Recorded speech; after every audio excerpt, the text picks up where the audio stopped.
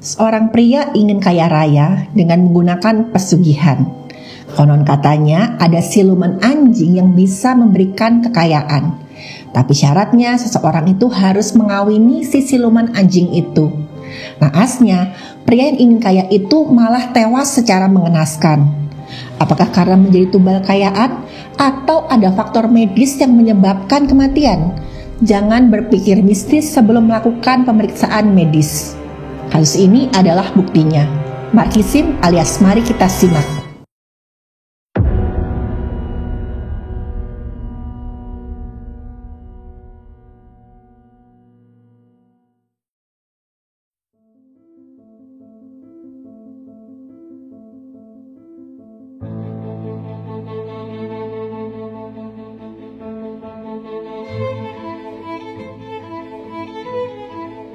Halo, saya Dr. Stefani, saya seorang dokter spesialis forensik dan saya belajar dari yang mati. Laki-laki ini namanya Marno, usianya 27 tahun dan dia ingin sekali bisa jadi orang yang kaya raya atau istilahnya sultan.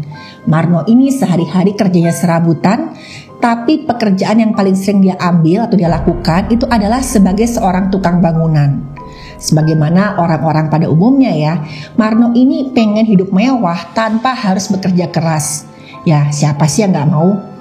Gara-gara itu si Marno ini mencoba mencari berbagai macam cara, entah gimana supaya dia tuh bisa cepat kaya tanpa perlu bersusah-susah. Salah satu cara agak nyeleneh yang dilakoni oleh si Marno ini adalah dengan mengunjungi tempat-tempat yang terkenal mistis. Dengan tujuan ya udah pasti ya, mencari pesugihan. Nah, teman-teman Marno alias warga desa tempat Marno ini tinggal mengenal Marno ini sebenarnya orangnya tuh baik. Tapi sayangnya Marno ini senang sama segala hal yang berbau mistis. Pokoknya yang hal-hal berbau mistis, entah itu pesugihan, tempat angker, tempat keramat, jimat, segala macam, pasti tanya ke Marno, Marno pasti akan menjawab. Marno ini bisa dikatakan sudah gak punya orang tua. Ibunya Marno ini kerja sebagai TKW dan sejak Marno ini SMP itu gak pernah kedengaran lagi kabarnya. Yang Marno tahu satu hari ibunya dipamit ingin kerja di luar negeri supaya mendapatkan uang lebih baik untuk menghidupi keluarga mereka. Tapi tiba-tiba ibunya menghilang begitu saja. Dan ayahnya si Marno ini waktu ditanya ibu kemana gak pernah mau jawab. Nah, ayah si Marno ini sendiri katanya sudah bercerai dengan ibu Marno. Dan setelah bercerai, ayah ini pergi meninggalkan Marno begitu saja untuk yang mencari keluarga baru, hidup baru. Dan setelah itu dia sama sekali gak peduli sama anaknya. Waktu ditanya di mana sih bapak sama ibunya Marno, gak ada yang tahu. Nah, si Marno ini punya seorang kakak laki-laki yang sudah berkeluarga. Nah, si kakaknya ini juga jarang sekali ketemu sama Marno karena si kakaknya ini semenjak menikah dia memilih tinggal di luar pulau, mengurusi keluarganya sendiri, mengurusi urusannya sendiri sampai ya bisa dikatakan Marno ini benar-benar sebatang kara. Karena kakak laki-lakinya si Marno itu sangat jarang dan bahkan gak pernah lagi mengunjungi Marno selama beberapa tahun terakhir. Nah, si Marno ini dikenal sudah hidup sebatang kara oleh warga desanya. Nah, si Marno ini juga sering dimintai warga kampung untuk bantu-bantu betulin genteng atau membangun rumah, pokoknya pekerjaan petukangan. Dan sejak putus sekolah, sebenarnya si Marno ini termasuk anak yang gigih.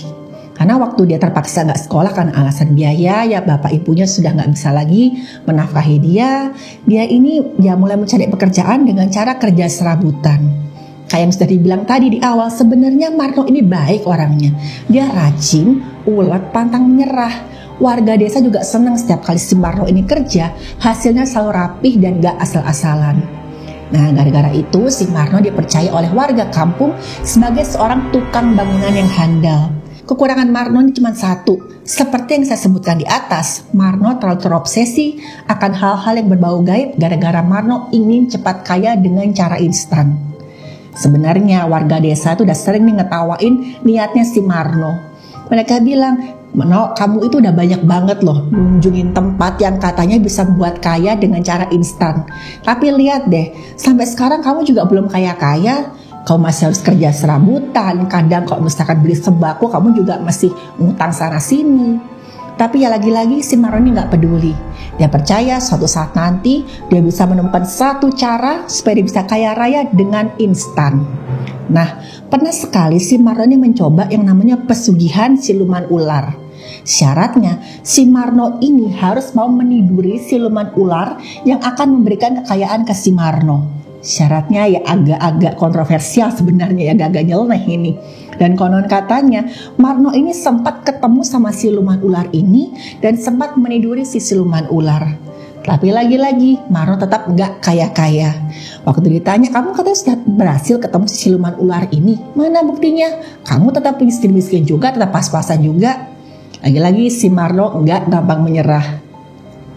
Walaupun saat itu sebenarnya banyak banget teman-temannya Marno yang ketawain dia, yang gagal kaya walau sudah meniduri si putri siluman ular ini. Ada yang bilang, jangan-jangan kamu di PHP kali sama putri siluman ular itu. Terus ada juga temennya yang bilang, mungkin kamu salah no, harusnya kamu jangan meniduri siluman ular, tidurin aja siluman udang, siapa tahu kamu malah jadi kaya. Kan sekarang udang lagi mahal-mahalnya. Gara-gara kejadian siluman ular ini, si Marno diledek dan diketawain habis-habisan, dan kekonyolan itu menyebar sampai seantero kampung. Tapi lagi-lagi Marno pantang menyerah. Suatu hari si Marno ini dapat pekerjaan untuk merenovasi sebuah rumah besar yang sudah lama terbengkalai. Nah, letaknya rumah ini itu di luar kampung tempat dia tinggal. Nah, bayaran renovasi ini lumayan gede nih, bahkan 2 kali lipat dari upah yang biasa diterima oleh si Marno. Wah, menggiurkan banget lah. Si Marno ini dengan penuh semangat, dia pergi keluar kota dan dia menerima pekerjaan itu. Ada niat lain sebenarnya kenapa si Marno mau menerima pekerjaan rumah itu. Bukan hanya gara-gara upahnya yang besar, tapi ada satu alasan lain. Dan alasan inilah yang akhirnya mencelakakan diri Marno sampai akhirnya Marno meninggal dunia dalam hitungan hari. Suatu hari tibalah di mana pekerjaan itu dimulai. Marno beserta beberapa orang temannya sesama tukang bangunan diinapkan di sebuah kamar yang ada di bagian belakang rumah tersebut. Ya, kamarnya cukup nyaman lah buat mereka tinggal, karena pemilik rumah ini ingin memastikan Marno sama teman-temannya istirahatnya optimal supaya nanti mereka bekerjanya bagus, ya resiko kecelakaannya rendah dan hasilnya juga optimal. Sementara si pemilik rumah sendiri itu tinggal di rumah sebelah yang letaknya itu berdempetan dengan rumah yang sedang diperbaiki sama Marno dan kawan-kawan. Mereka bekerja seperti biasa, merapikan rumah itu, nempel dinding bocor segala macam. Sampai suatu hari akhirnya ada satu kejadian yang sangat menghebohkan. Tiba-tiba saja waktu proyekan hari itu sudah selesai di jam-jam istirahat malam, si pemilik rumah ini kan balik ke rumah sebelah. Nah, Marno sama teman-temannya itu waktunya istirahat sampai besok pagi. Out of nowhere tiba-tiba aja si Marno ini membawa seekor anjing itu masuk ke dalam kamarnya yang biasa ditempati dia dan teman-temannya. Katanya Marno, anjing ini tiba-tiba aja muncul itu di malam hari. Dan sama Marno anjing itu diseret ke dalam kamar. Untungnya saat itu posisi teman-temannya sedang ngerokok di luar kamar. Mereka semua kaget, loh ngapain sih si Marno ini kok nyeret-nyeret anjing? Marno cuma bilang, aku ada urusan, bentar ya aku pinjam kamar ini sebentar aja. Dan mereka dengar dalam itu tiba-tiba ada suara gonggongan anjing, geramba, dan gak lama Marno teriak kesakitan. Marno tau-tau teriak-teriak, tolong aku digigit, aku digigit. Nah, ceritanya si Marno ini langsung buat teman-teman yang tadinya sedang santai-santai masuk ke dalam kamar. Mereka lihat saat itu Marno lagi megangin tangannya yang berdarah. Nah, anjing itu sama mereka diusir keluar, dan tiba-tiba aja tuh anjing ini nggak tahu lari kemana, lari ke belakang rumah yang nyambungnya itu ke daerah perkebunan, dan tahu-tahu menghilang begitu saja. Pada saat itu ada penjaga rumah yang kaget dengar suara ribut-ribut. Dia segera datang ke lokasi kejadian. Nah, si penjaga rumah ini bilang, ya memang di wilayah ini masih banyak anjing liar, makanya hati-hati. Bapak ini ngapain sih kok iseng banget, tahu-tahu bawa anjing liar masuk ke dalam kamar. Terus si Marno cuma bisa ya cengar-cengir, dia gak jawab secara jelas. Dia cuma bilang lukanya tuh sakit banget saat itu. Dia juga merasa badannya mulai meriang nih, kenapa? Akhirnya ya sama teman-temannya dikasih obat penurun panas yang mereka dapat dari warung. Nah, selain itu waktu besoknya mulai bekerja, sebenarnya sambil kerja itu Marno ngerasa kalau luka bekas gigitan anjingnya itu kesakitan sekali ya, panas, nyut-nyutan, gatel. Tapi lagi-lagi, ya si Marno cuekin lah rasa sakitnya itu. Dia pikir, aku masih punya pekerjaan, aku cuekin aja lah. Toh selama ini aku tuh biasa bekerja, entah aku lagi pusing, lagi sakit gigi, lagi sakit apapun, asal aku fokus sama pekerjaanku, sakitnya akan terlupakan. Pada akhirnya pekerjaan rumah mereka selesai. Marno dan teman-temannya boleh pulang ke kampung mereka masing-masing. Tapi pada saat Marno ini sekitar beberapa minggu kemudian, dia ada di kampungnya, tiba-tiba aja dia mengalami satu kejadian yang aneh. Marno ini kondisi kesehatannya tiba-tiba menurun drastis. Dia mulai suka menggigil, demam, panas. Terus dia tuh suka mulai halusinasi. Dia ngomong sendirian. Pernah ada seorang warga itu lagi lewat depan rumahnya si Marno. Dia ngeliat si Marno ini duduk di teras rumahnya sambil ngobrol gak tahu sama siapa. Si warganya langsung negur, "No, kamu bicara sendiri? Sama siapa sih kamu ngomong?" Si Marno tuh kata cuma ngeliatin si warga ini dengan tatapan kosong. Terus dia bilang sambil nyengir, "Tenang aja, sebentar lagi saya kaya raya kok. Karena saya tuh udah nidurin siluman anjing yang katanya mau ngasih saya harta. Ini silumannya lagi di depan saya." Gara-gara kejadian ini warga itu langsung ninggalin si Marno.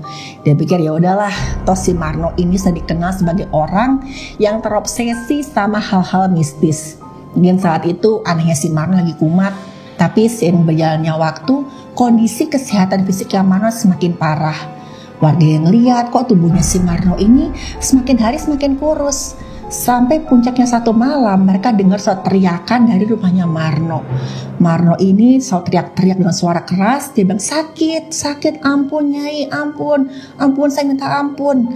Nah saat itu warga berdatangan ke rumahnya Marno. Mereka kira jangan-jangan Marno ini lagi dirampok atau apa. Tapi saat itu mereka buka pintu rumahnya Marno. Mereka melihat di ruang tamu si Marno terbaring di atas lantai dengan kondisi yang sangat mengenaskan. Marno itu sudah ya kehilangan kesadaran antara sadar atau enggak, dan dia cuma bisa ngerintih-rintih kesakitan. Bisa dikatakan saat itu Marno dalam kondisi sekarat.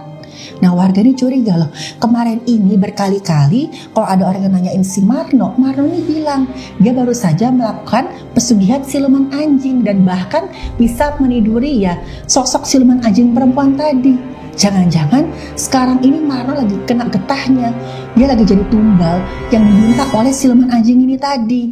Tapi saat itu melihat kondisi si Marno yang benar-benar memprihatinkan oleh warga, Marno ini dibawa ke rumah sakit. Tapi waktu si Marno ini di rumah sakit, dia mendapatkan pertolongan medis. Bukannya membaik, keadaannya malah makin memburuk. Waktu dia dirawat, si Marno ini sering teriak-teriak ketakutan. Dia beberapa kali teriak, "Ampun Nyai, ampun." Gak ada yang tahu Nyai siapa yang dimaksud oleh si Marno. Dan beberapa kali gara-gara ini, Marno harus disuntik obat penenang.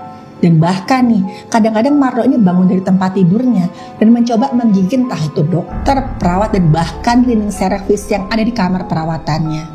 Dan gara-gara ini dengan sangat terpaksa, Marno harus dilakukan strain dengan cara diikat tempat tidur. Setelah dilakukan pertolongan medis, diberikan berbagai macam obat, nyawa Marno tidak tertolong, dan di hari kelima perawatan, Marno meninggal dunia. Apa yang sebenarnya terjadi? Masa sih Marno ini jadi tumbal siluman anjing?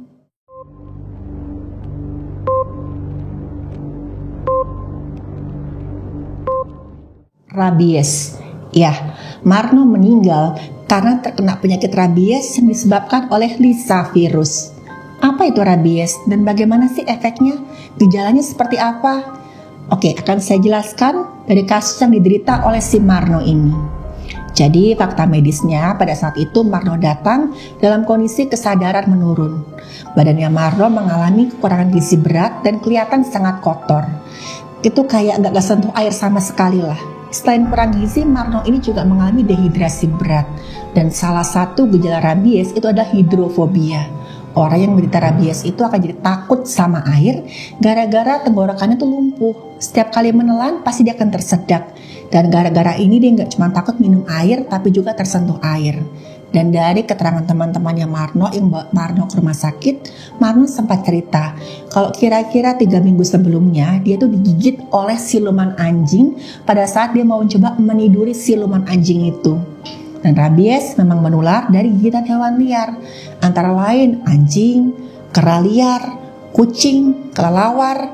Nah, waktu terjadi gigitan atau cakaran, virus akan masuk ke jaringan otot. Di jaringan otot ini, virus mulai memperbanyak diri.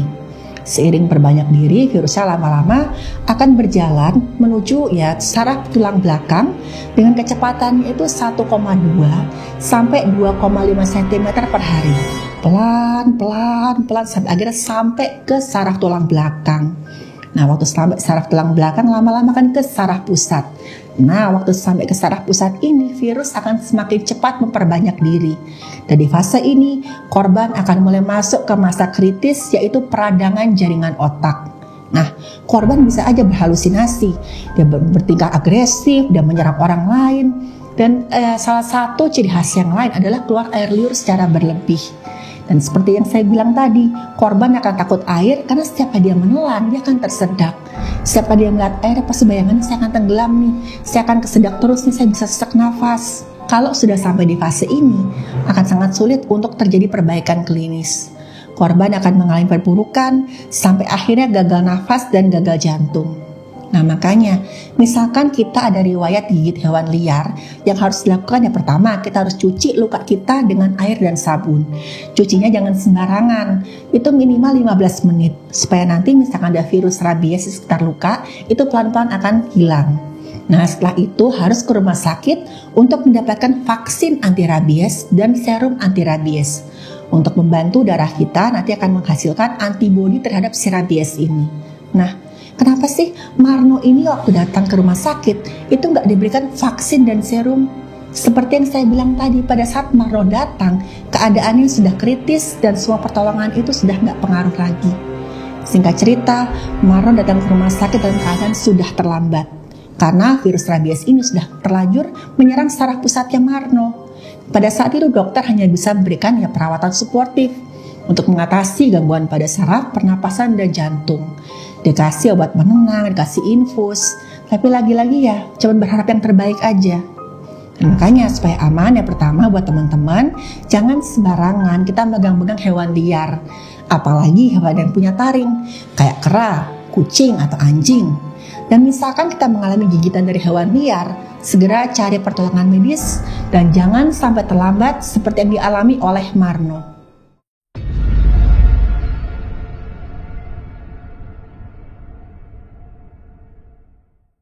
Ada seorang laki-laki namanya Mamat, usianya 30 tahun dan dia adalah teman dekatnya Marno. Dia cerita apa yang sebenarnya dialami oleh Marno sebelum Marno pergi untuk renovasi rumah.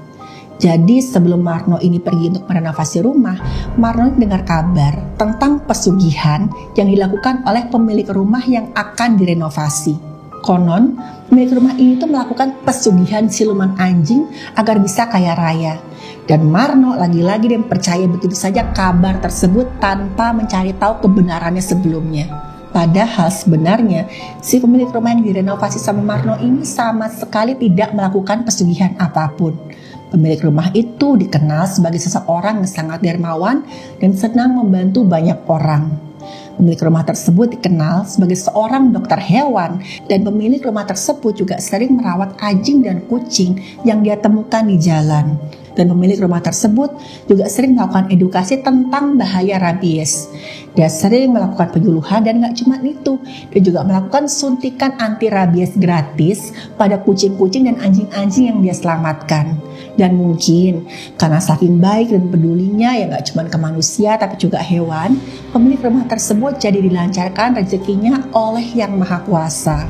Tapi sayangnya saat itu Marno malah termakan oleh pikirannya, oleh halusinasinya tentang pesugihan anjing siluman. Dan pada akhirnya jelas sekali itu yang merugikan Marno dan ujungnya Marno malah meninggal secara tragis. Saya punya 2 pesan penting yang dapat diambil dari kasus ini.